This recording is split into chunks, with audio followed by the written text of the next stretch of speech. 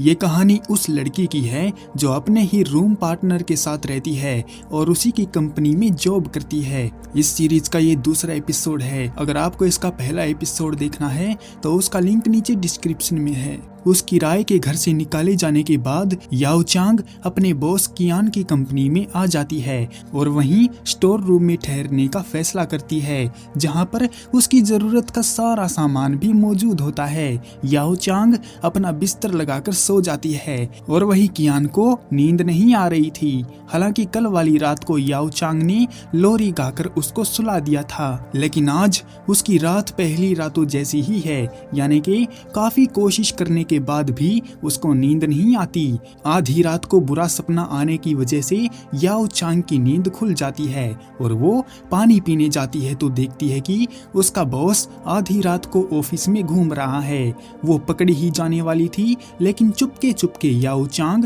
Store room तक आ जाती है और सो जाती है। सुबह होने पर कियान अपनी नींद न आने की बीमारी के सिलसिले में एक साइकोलॉजिस्ट के पास जाता है। हालांकि कियान को वो प्रोफेशनल तो नहीं लगता, लेकिन अपने दोस्त जून की वजह से उसकी बकवास सुनता रहता है कि उसकी कंपनी ने आज तक गोल्डन स्केल अवार्ड नहीं जीता। मगर इन सबसे कियान को फर्क नहीं पड़ता, क्योंकि उसकी कंपनी पहले से ही टॉप पर है। ऑफिस में एम्प्लॉय बाओ रुई अपने आप को बड़ा 30 मार खा समझता है। उसे लगता है कि वो बॉस का फेवरेट है, लेकिन बॉस ने उसका काम यूफी को दे दिया और जब इस बात का पता भाव को चलता है तो उसका दिल टूट जाता है और उसे समझ आ जाता है कि बॉस के लिए सभी एम्प्लॉय एक जैसे होते हैं। इसके बाद ऑफिस में बॉस आते हैं तो उनकी मीटिंग का टाइम शुरू होने वाला होता है, लेकिन उससे पहले याओ चांग अपने मुंह पर लीपापोती करने लगती है, क्योंकि रात को ना सोने की वजह से उसकी आंखों के नीचे डार्क सर्कल पड़ गए थे। मीटिंग में जाने पर कियान एक डिवोर्स केस की बात कर रहा होता है, जिसमें एक महिला को तलाक के बाद उसके पति से एलोमनी और प्रॉपर्टी दिलाने की बात हो रही थी, जिसके लिए कियान को एक असिस्टेंट की जरूरत होती है। इसलिए वो याओ चांग और बाओ में कंपटीशन करवा देता है और जो जीतेगा वही केस में कियान की मदद कर सकता है। बाओ मीटिंग को अच्छे से अटेंड करता है, लेकिन याओ चांग अपनी बातों को उनके सामने नहीं रख पाती, जिस पर कियान उसे डांटता है। कहता है कि अगर याओ को मेकअप ही करना है तो किसी पार्लर में जाकर जॉब ढूंढ ले, और अगर अगले महीने भी उसने अपना काम सही से नहीं किया तो उसको जुनहेंग से निकाल दिया जाएगा। 3 एम्प्लॉय टेन, यूफी और बाओ ने एक ग्रुप बनाया है ताकि उनकी जो पर्सनल बातें हों जिनको वो सबके सामने नहीं बोल सकते, उसको इस वाले ग्रुप में डिस्कस कर सकें। और इस ग्रुप में वो याओ को लेकर भी कमेंट करने लगते हैं कि याओ चांग ज्यादा दिनों तक कंपनी में नहीं टिक पाएगी और उसे जॉब से निकाल दिया जाएगा। अगले दिन सुबह 5 बजे जब याओ सो रही होती है तो उसको बाहर से कियान की आवाज आती है। वो जल्दी से जाकर देखने लगती है तो कियान से टकरा जाती है। कियान जानना चाहता है कि वो इतनी सुबह सुबह कंपनी में क्या कर रही है, जिस पर याओ बहाना बनाती है कि कल वाली डांट से सबक सीखते हुए वो अपने काम में परफेक्ट होना चाहती है। तभी याओ की नजर कियान की आंखों पर पड़े डार्क सर्कल पर जाती है तो उसको लगा कियान रात को सोया नहीं था, लेकिन वो भी बहाना बनाता है कि उसे अपने काम से प्यार है और काम के लिए वो अपनी नींद को भी ठोकर मार सकता है। मगर वो काफी शाना बंदा है, इसीलिए किसी को शक न हो कियान आंखों पर काला चश्मा लगा लेता है। इसके बाद ऑफिस में जून आता है और वो कियान से बहस करने लगता है, क्योंकि कियान उस बेवकूफ साइकोलॉजिस्ट से इलाज करवाने से मना कर रहा है और जून को चिंता है कि अगर कियान सोएगा नहीं तो उसकी तबीयत खराब हो जाएगी, और जब उसकी तबीयत खराब हो जाएगी तो वो गोल्डन स्केल अवार्ड कैसे जीत पाएंगे। लेकिन कियान सब बातों को जानता है कि जून का मकसद जुनहेंग को ऊपर ले जाना नहीं, बल्कि याओ चांग की बहन शी को पटाना है, क्योंकि स्कूल टाइम से ही जून उसके पीछे पड़ा हुआ है, लेकिन शी उसको कोई भाव ही नहीं देती। इसलिए जून याओ की मदद से शी को पटाना चाहता है और जुनहेंग में लाना चाहता है।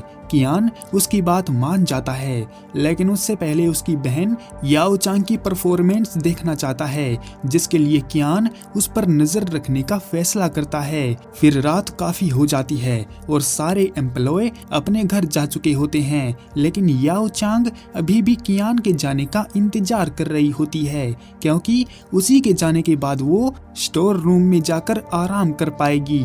याओ चांग को थकी हुई देखकर कियान वहां से चला जाता है। उसके जाते ही याओ चांग अपना बिस्तर तान कर सो जाती है, मगर थोड़ी ही देर में कियान वापस से आकर ट्राई मारने आता है और उसे वहां पर कोई नहीं मिलता। कियान याओ चांग को यहाँ वहाँ ढूंढने लगता है और ढूंढते ढूंढते स्टोर रूम में चला जाता है। वहाँ पर उसने देखा कि महारानी तो उसके स्टोर रूम को अपना आलीशान रेस्ट रूम बनाकर घोड़े बेच के सो रही है। कियान उसको नींद से जगाता है और बताता है कि उसकी चोरी पकड़ी गई है।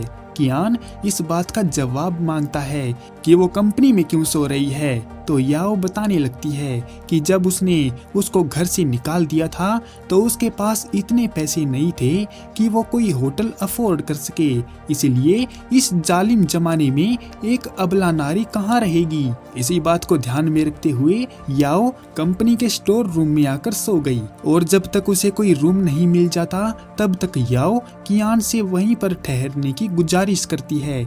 हालांकि कियान मान तो जाता है, लेकिन उसकी एक शर्त है कि यहाँ पर रहकर याओ उसके काम में टांग नहीं अड़ाएगी और उसको डिस्टर्ब नहीं करेगी। कियान जानना चाहता है कि वो इतनी छोटी और अनकंफर्टेबल जगह में इतनी चैन की नींद कैसे सो सकती है, जिस पर याओ कहती है कि अरे हम गरीब लोग हैं साहब, हमें जहाँ जगह मिलेगी वहाँ सो जाएंगे। मजाक से हटके मतलब उसका कहना था कि अगर इंसान काम के बाद ज्यादा थक जाता है तो उसको नींद अपने आप ही आ जाती है।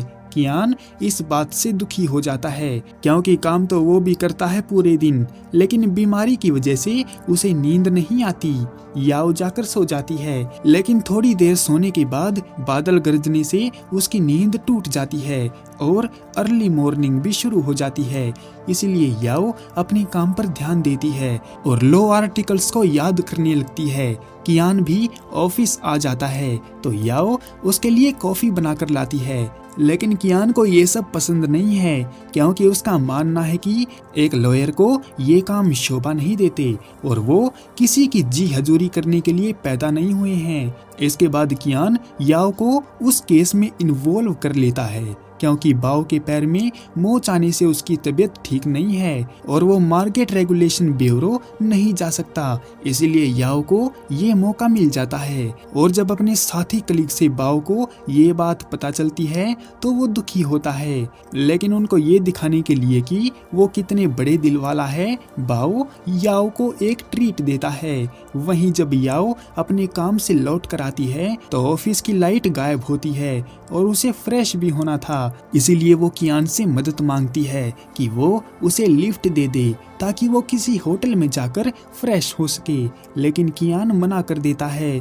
पर तभी उसे रियलाइज होता है कि अपने एम्प्लॉय के लिए इतना कठोर भी नहीं होना चाहिए, इसलिए वो याओ को अपने घर का बाथरूम यूज करने की मोहलत दे देता है, वो भी आधे घंटे के लिए।